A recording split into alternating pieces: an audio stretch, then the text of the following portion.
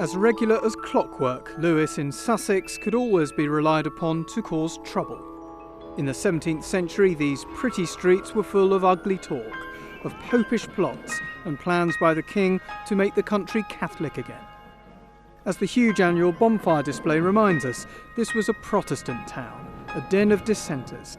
Citizens refused to swear an oath of allegiance to the crown or pay taxes to the church.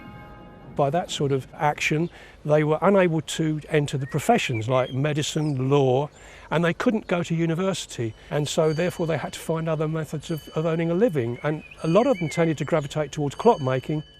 A lot of the clockmakers were members of dissenting families. The first clockmaker in Lewes was Edward Barrett, a dissenter of course, who arrived in the 1650s. Many more followed. Bill, what were those early clocks like then? Well, the very first early clocks would have been exactly like this. This example made about 1660, a little earlier than Edward Barrett of Lewes, but this would have been exactly the sort of thing that he produced. It's a lantern clock. It's a lantern clock. And then a little later in Lewes, you're seeing clocks like this being made. Exactly. This one made by Abraham Weston of Lewes, who was also a gunsmith. Rather beautifully made with ringed winding holes. I was going to say, they are so beautiful and ornate. That's what strikes you. Well, the Lewes makers were good makers. I mean, we're really fortunate in Lewes. And going even further on, we come to makers like Richard Comber of Lewes, who were the equal of anything that went on in London or anywhere else in the country.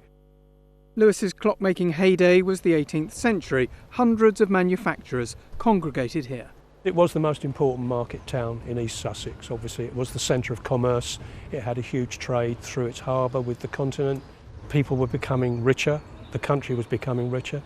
People wanted clocks. It became a bit of a status symbol. In many cases, you'll find clocks by the end of the 17th century, and certainly towards the middle of the 18th century, a common possession of what we would call sort of middle-class people today. We've also seen clocks here made in other parts of Sussex and in Kent, one made for the local masons with symbols on it. And explain what this is. It says Brighton on the front of it. Well, this clock was made by a very well-regarded retailer of clocks in Brighton, Edward Funnell.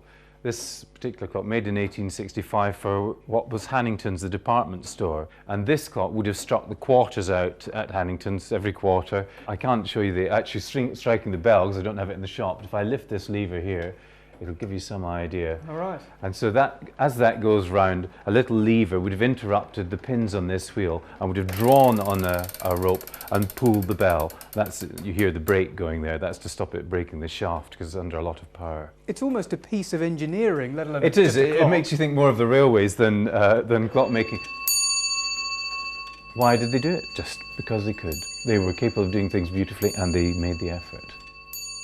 The outcasts had the last laugh. Their trade made them, in the end, respectable. Derek Johnson in Lewes for Meridian Tonight.